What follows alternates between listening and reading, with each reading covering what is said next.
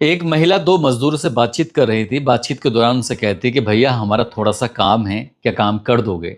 दोनों मजदूर पूछते हैं कि मैडम क्या काम होना है? तभी महिला ने कहा कि लगभग 2.5 फुट ऊंचा और 5 फुट वो चौड़ा है, एक चैम्बर जैसा है जैसे क्यारी होती है। उस पर एक स्लैब रखवाना है और साथ ही थोड़ा सा प्लास्टर होना है। जब इस तरह की बात आती है तो मजदूरों से पूछा जाता है कि इतने काम के तुम कितने रुपए लोगे? मजदूरों ने कहा कि मैडम वैसे भी दोपहर का समय हो गया है और हमें अभी तक कोई काम मिल नहीं पाया है। आप जो भी पैसा देना चाहो उतने ही पैसे दे देना, बाकी हम काम देख लेंगे। काम देखने के बाद हमें अगर कम पैसे लगेंगे तो हम आपको बता देंगे। इस तरह की बात आती है। दोनों मजदूर उस महिला के पीछे पीछे चले जाते हैं, वहीं पहुंच जाते हैं जहां पर काम था। जितना महिला ने बोला था उतना ही काम था, उससे कहीं ज्यादा कुछ था ही नहीं। इसलिए जो उन्होंने कमिटमेंट किया था कि जो भी देना चाहो वो दे देना। अब इसके बाद फिर महिला उन्हें बताती है काम कैसे करना है। वो सीमेंट का घोल वगैरह तैयार करते हैं। तैयार करने के बाद वो पास में ही एक मार्बल का एक स्लैब रखा हुआ था। उस मार्बल का स्लैब उसके ऊपर रखना था, चैम्बर के ऊपर, और उसके बंद करने के बाद फिर उसको प्लास्टर कर देना था। अब जैसे ही उस चैम्बर को ढकने की तैयारी आती है तभी उसके अंदर कुछ वो कपड़े देखते हैं, उसमें गद्दा देखते हैं, उसके अंदर तकिया देखते हैं। मजदूरों ने कहा कि मैडम ये सामान क्या रखा हुआ है इसके अंदर? वैसे भी बंद हो जाएगा और ऐसा लग रहा है देख के जैसे कि अब बिल्कुल साफ सुथरी चीजें हैं, साफ सुथरे कपड़े हैं, तो ये कपड़े हमें दे दो, वैसे भी आपके किसी काम के तो है ही नहीं। लेकिन महिला ने जैसी बात सुनी उसने कहा कि नहीं नहीं, ये नहीं दे सकती। तभी एक मजदूर ने एकदम कपड़े को थोड़ा हटाकर जब देखा तो उसमें इंसान का पैर दिखाई दे जाता है, और जैसे ही इंसान का पैर दिखाई देता है तो एकदम से घबरा जाते हैं। तभी वो दोनों मजदूर एक दूसरे को देखते हैं, महिला से पूछते हैं कि मैडम इसमें तो इंसान का पैर दिखाई दे रहा है, क्या बात है?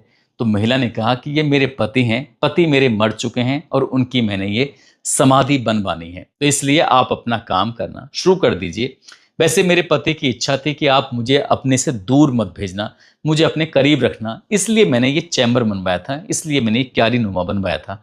आप प्लीज अपना काम कर दीजिए। वो महिला थोड़ी गिड़गिड़ाते हुए और इस तरह की जब बात करने लगती है तभी उन मजदूरों की नजर फिर से उस जगह पे पड़ती है, क्योंकि वो घबराए हुए थे। इंसान को देखने के बाद जाहिर सी बात है डर लगना लाजमी ही था। तब देखते क्या है कि कुछ उसमें मूवमेंट हो रहा है। ऐसा लग रहा है कि जो इंसान है वो सांस लेने की कोशिश कर रहा है या सांस ले रहा था। तभी उन दोनों मजदूरों ने कहा मैडम अभी तो आप कह रहे थे कि मर चुके हैं, लेकिन ये तो सांस ले रहे हैं। और जैसे ही उस महिला ने ये सुना तो उसके बाद फिर वो मजदूर जो और थोड़ा डर जाते हैं। अब दोनों एक दूसरे की तरफ देख रहे हैं, मजदूर महिला को, महिला मजदूर को देख रहे हैं। तभी मजदूरों को मौका मिल जाता है, मौका मिलते ही यहाँ से भाग जाते हैं। हालांकि उस महिला ने उन दोनों मजदूरों को रोकने का काफी प्रयास किया, लेकिन वो उसमें सफलता नहीं मिल पाती है। और ये बात अब उस घर से निकलकर जब चारों तरफ फैल जाती है तो लोग एकदम डर जाते हैं, सहम जाते हैं, सोचने पर मजबूर हो जाते हैं कि इस समाज में पढ़े लिखे लोग भी आखिरकार ऐसी हरकत कैसे कर सकते हैं। क्या है इस चैम्बर के पीछे की कहानी? क्या था उस के अंदर? वो इंसान जिंदा था या मर चुका था? क्या थी उसकी पूरी कहानी? आज की इस कहानी के माध्यम से जानने और समझने की कोशिश करते हैं। आदाब, नमस्कार, सत श्री अकाल। मैं उस्मान सैफी। आज की जो सच्ची घटना मैं आपको सुनाने जा रहा हूँ, ये सच्ची घटना है महाराष्ट्र प्रदेश के पुणे जिले की। पुणे जिले में एक थाना लगता है बारामती, और बारामती इलाके में एक जामदार रोड है, और जामदार रोड पर ही एक इंद्रप्रस्थ सोसाइटी कॉलोनी है। सोसाइटी में एक तीसरी मंजिल है, तीसरी मंजिल पर फ्लैट नंबर 9 है। 1 अगस्त 2026 की दोपहर लगभग 2 बजे के आसपास का वक्त हो रहा था। 112 नंबर पर पुलिस को फोन पहुंचता है। फोन ये कहा जाता है, बताया जाता है कि साहब एक व्यक्ति जिंदा है। कभी बताते हैं कि एक व्यक्ति मर चुका है, तो कभी बताते हैं कि वो समाधि लेने वाला है। जो भी सूचना दे रहा था बहुत ज्यादा घबराया हुआ था, डरा हुआ था। वो समझ नहीं पा रहा था कि आखिरकार क्या कहना चाहता है, क्या नहीं कहना चाहता है। 112 नंबर पर जिसने भी फोन रिसीव किया था, रिसीव करने के बाद उन्होंने कई बार कहा कि आप डरिए मत, आप घबराइए मत, जो भी सूचना है हमें देने की कोशिश कीजिए। तभी कहते हैं कि हमें इससे ज़्यादा कुछ नहीं पता है। जो हमने आपको एड्रेस दिया है आप उस फ्लैट में जाइए, जाकर आप खुद देख लीजिए, हमें कुछ नहीं पता है। फोन इतना कहा जाता है, फोन कट जाता है। पुलिस को जैसे सूचना मिलती है पुलिस ने इस मामले को गंभीरता से लिया, और 112 नंबर की जो पुलिस होती है लगभग 10 से 15 मिनट के अंतराल में ही उस जगह पर पहुंच जाते हैं। और जो फ्लैट नंबर 9 होता है इंद्रप्रस्थ सोसाइटी का, बेल दबाई जाती है। और जैसे ही बेल दबाई जाती है तो एक महिला निकलकर सामने आती है। महिला पूछती है क्या बात है, किससे मिलना है, क्या काम है? वो कहते हैं 112 नंबर पर सूचना मिली थी, हम पुलिस वाले हैं, यहाँ पर आए हैं, हमें कुछ बातचीत करनी है, हमें कुछ पड़ताल करनी है। जैसे बात पड़ताल करने की आती है, महिला को इतना गुस्सा आता है, गुस्से में आने के बाद कहती है, आप लोगों को शर्म नहीं आती? किसी के घर में भी ऐसे ही मुंह उठा के चले जाओगे? अगर 112 नंबर पे कोई झूठ मूठ की शिकायत कर देगा तो इस बात पर यकीन कर लोगे? यहाँ से जाइए। जब उस महिला ने उन पुलिस वालों को डांटना डपटना शुरू किया है, तो पुलिस वालों ने उस महिला से बातचीत करने की कई बार कोशिश की। तभी उस महिला ने कहा कि अगर आप लोग यहाँ से नहीं गए तो देख लेना, मैं तुम्हें कोर्ट में घसीट लूंगी। मेरी यहाँ बेइज्जती कराने के लिए आए हो, पूरी सोसाइटी के लोग क्या कहेंगे कि हमारे घर में पुलिस आई है। जब पुलिस वालों ने ये बात सुनी, पुलिस वाले दबे पांव चुपचाप ही वहां से निकल आते हैं और वो चुपचाप यहाँ से जाने के बाद चले जाते हैं। महिला अपना दरवाजा बंद कर लेती है। महिला ने दरवाजा जरूर बंद कर लिया था, लेकिन सोसाइटी में कोई ऐसा व्यक्ति था जो अपनी आंखों से कुछ देख रहा था। तभी उसने नजदीकी पुलिस स्टेशन यानी कि बारामती पुलिस स्टेशन में एसएचओ श्री शैल रामचंद्र चिवाद शेट्टी को फोन करता है, और ये पुलिस का मुखबिर भी था। पुलिस को सूचना देता है कि हेलो सर, आप इस खबर को वैसे ही लोगे जैसे 112 नंबर की पुलिस ने लिया है, या सीरियस लेने की जरूरत है? शेट्टी साहब कहते हैं कि बताइए क्या बात है, मैं क्या आपकी हेल्प कर सकता हूं? उसने कहा कि एक सटीक बेहतरीन इन्फॉर्मेशन दे रहा हूं। हाफ मर्डर हो चुका है, हाफ होना बाकी है। अगर आप जरा सा भी लेट हो जाते हैं, तो लेट हो गए तो बात खराब हो जाएगी। आपके के पास बहुत चंद मिनटों का, चंद सेकंडों का टाइम है, जल्दी से चले जाइए। जब इस तरह की बात आती है तो इंस्पेक्टर इस मामले को गंभीरता से लेता है। महिला कांस्टेबल, दरोगा, सिपाही अपने साथ लेके चले जाता है, और जैसे वो साथ लेके जाता है तो तुरंत ही उसी फ्लैट में पहुंच जाता है। इंद्रप्रस्थ सोसाइटी के फ्लैट नंबर 9 में बेल दबाई जाती है, महिला निकल के आती है। जैसा महिला का पहले व्यवहार था, महिला का इससे ज्यादा खराब व्यवहार हो जाता है। इंस्पेक्टर को खूब धमकाना शुरू कर देती है, हड़काना शुरू कर देती है। इंस्पेक्टर साहब कहते हैं, आप हमें हड़काइए मत, हम आपके घर की तलाशी लेना चाहते हैं, देखना चाहते हैं। जब देखने वाली बात आती है तो महिला एकदम से घबरा जाती है। हालांकि अंदर से ठंडी हवाएं आ रही थी, ऐसा लग रहा था जैसे एयर कंडीशनर, कोई एसी चल रहा हो, लेकिन महिला के चेहरे पे जब पसीना आने लगता है, जब घबराई हुई थी, तभी इंस्पेक्टर कहता है कि हमें आपके घर की तलाशी तो लेनी ही है, आप राजी में नहीं तो फिर हम महिला कांस्टेबल लेके आए हैं। इसी बीच में ये सोसाइटी में खबर आग की तरह फैल जाती है और लोग इसमें एकदम से अलर्ट हो जाते हैं। इसी बीच में उस महिला का देवर आता आता है मौके पर, और जैसे महिला का देवर आता है तो वो पूछता है कि इंस्पेक्टर साहब क्या बात है, मेरी भाभी को परेशान क्यों किया जा रहा है? तभी इंस्पेक्टर साहब ने कहा कि हमें सूचना मिली है कि इस घर के अंदर या तो मर्डर हुआ है या फिर होने वाला है। तभी देवर ने जब जैसी बात सुनी, अपनी भाभी की तरफ देखा और देखने के बाद कहा कि भाभी, घर दिखाने में आपको कौन सी तकलीफ हो रही है, कौन सी दिक्कत हो रही है? दिखा दो, क्या परेशानी है, अपना ही तो घर है, और वैसे भी आपने कुछ किया तो होगा नहीं। जब देवर ने इस तरह का दबाव बनाया, जब दबाव बनाया जाता है तो आखिरकार फिर उस महिला को घर दिखाना पड़ता है। जब घर दिखाना पड़ता है तो उससे पहले ही उस महिला ने ये भी बताया कि घर के अंदर मेरे पति रहते हैं, लेकिन पति फिलहाल पासपोर्ट के काम से पासपोर्ट के काम से ऑफिस में गए हैं, बाहर गए हैं, और जो मेरी सास है वो आराम आराम से लेटी हुई है, तबीयत खराब है, आप जगाने की कोशिश मत करना, आप किसी को भेज दीजिए। वो पुलिस वालों को देखेगी तो डर जाएगी, सोचेगी क्यों पुलिस वाले आए हैं। तभी इंस्पेक्टर ने समझदारी से काम लिया, आसपास के किसी व्यक्ति को लिया, और लेने के बाद वो कहा कि जाकर देख लीजिए। लेकिन जब देवर साथ में था तो फिर उसके बाद कोई डरने वाली बात ही नहीं थी। देवर ने कहा कि मैं तुम्हारे साथ हूं, आप चलिए मेरे साथ। अब उस घर में जाते हैं, और जाने के बाद जब देखा जाता है, देखते ही तुरंत इन्होंने तत्काल प्रभाव से ये देखने की कोशिश की कि हो क्या रहा है। घर के अंदर कमरे में जाते हैं, जाके देखते हैं तो एक बुजुर्ग महिला है, वो वाकई पड़ी हुई थी, लेटी हुई थी आराम से, और जिस हिसाब से लेटी हुई थी तो उन्हें वो छेड़ते नहीं, कुछ कहते नहीं है। समझ जाते हैं, देवर कह देता कि हाँ ये ठीक ठाक लेटी हुई है ना, इन्हें लेटने दो। लेकिन अब दूसरे कमरे की तलाशी लेनी थी, और जैसे दूसरे कमरे में जाते हैं तो पता चलता है कि एक व्यक्ति है जो औंधे मुंह पड़ा हुआ है, जिसके सर से खून बह रहा है, पास में वहां क्रिकेट का बैट पड़ा हुआ है। और इसी बीच में उन्हें फिर उसको जगाने की कोशिश की, इससे बातचीत करने की कोशिश की, लेकिन उस व्यक्ति को कोई होश नहीं आ रहा था। जब होश नहीं आ रहा था तो पुलिस ने तत्काल ही एम्बुलेंस की मदद से उस व्यक्ति को एक जुबली हॉस्पिटल था, उस जुबली हॉस्पिटल में उसको एडमिट करा दिया। अब यहाँ पूछा जाता है इस देवर से कि इस घर में कौन कौन रहते हैं, तो उस वक्त इस महिला का जो पति है वो तो खैर इसमें घायल अवस्था में था ही, जिसको वहां भेज दिया जाता है। इसके दो बच्चे भी होते हैं, दो बच्चे उस वक्त मौके पर नहीं थे। पुलिस प्रशासन ने अब इस मामले की जांच में जुट जाता है। उस व्यक्ति को 1 अगस्त को भर्ती कराया गया था हॉस्पिटल में, 2 अगस्त, 3 अगस्त, 4 अगस्त, को होश आता है, यानी कि 4 अगस्त को तीसरे दिन चौथे दिन जब होश आता है, जब उससे पूछा जाता है कि क्या बात है, क्या बात नहीं है, तुम्हारे सर में चोट कैसे लगी? तो उसने कहा कि मेरी पत्नी ने मुझे मारा था, एक व्यक्ति और साथ था। और जो भी वो बता रहा था, बताते बताते एकदम से रोने लगता है। इसी बीच में पुलिस वाले उसे शांत करते हैं। शांत करने के बाद कहते हैं कि आप चिंता मत करो, हम इस मामले की जांच पड़ताल करते हैं, देखते हैं।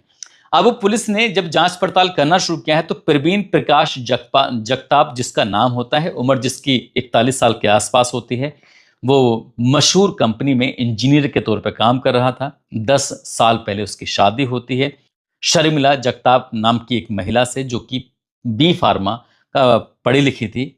शादी के बाद उसको 2 बच्चे पैदा हो जाते हैं और फिर से क्योंकि बच्चे पैदा होते हैं तो इस वजह से वो नौकरी छोड़ देती है। पुलिस ने जब इस मामले की जांच पड़ताल करना शुरू किया है तो उस महिला ने ये बताया अपनी जांच पड़ताल में कि जो उसका पति था, बच्चे पैदा होने के बाद उसने साफ साफ इनकार कर दिया कि तुम अब नौकरी नहीं करोगी। लेकिन बच्चे अब धीरे धीरे बड़े हो रहे थे, समझदार होने की कोशिश कर रहे थे। महिला कहती है अपने पति से कि मैं भी नौकरी करना चाहती हूँ, इसलिए मुझे नौकरी ज्वाइन करने दो। पति इस बात पर ऐतराज करता था, अपनी पत्नी को बेहिसाब तरीके से मारता था, पीटता था, और यही बात कहीं ना कहीं पति पत्नी के बीच में विवाद का कारण बन जाता है। वक्त आगे बढ़ रहा है और जैसे जैसे वक्त आगे बढ़ रहा है वैसे वैसे पति और पत्नी के बीच में विवाद बढ़ने लगता है, मारपीट की स्थिति ज्यादा होने लगती है और महिला की जो मनोस्थिति थी वो भी कहीं ना कहीं बिगड़ने लगती है। अब महिला ने सोचा कि क्यों ना ऐसा पति को अगर रास्ते से हटा दिया जाए तो फिर उसके बाद फिर कोई रोकने वाला टोकने वाला होगा नहीं, आराम से वो नौकरी करेगी और अपने जो पढ़ाई लिखाई है उसका वो फायदा उठाएगी।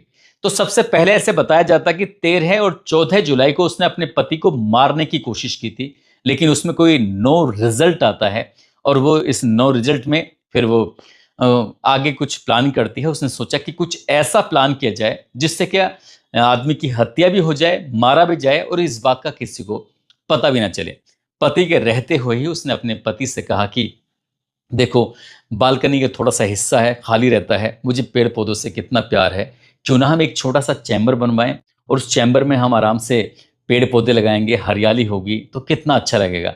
पति ने यह बात सुनी और सुनने के बाद कहता है कि हाँ ठीक है, अगर तुम करना चाहती हो तो कर सकती हो, मुझे इस बात से कोई एतराज नहीं है। मजदूर बुलवाए जाते हैं, एक छोटा सा चैम्बर बनवाया जाता है, लगभग 2.5 फुट की उसकी ऊंचाई होती है, 5 फुट की उसकी चौड़ाई होती है, तैयार कर दिया जाता है। पति को इस बात का बिल्कुल भी भनक नहीं लगती कि हो क्या रहा है, पत्नी के दिमाग में चल क्या रहा है। मारपीट होना या कहासुनी होना तो ये ठीक था, लेकिन इससे बड़ी बात होने वाली थी। बड़ी बात यह होने वाली थी 31 जुलाई और 1 अगस्त की रात को इस महिला ने, अब हालांकि इससे पहले ही अपने जो बच्चे होते हैं तो वो अपने मायके पहुंचा देती है। घर के अंदर उसकी सास होती है, उसका पति होता है।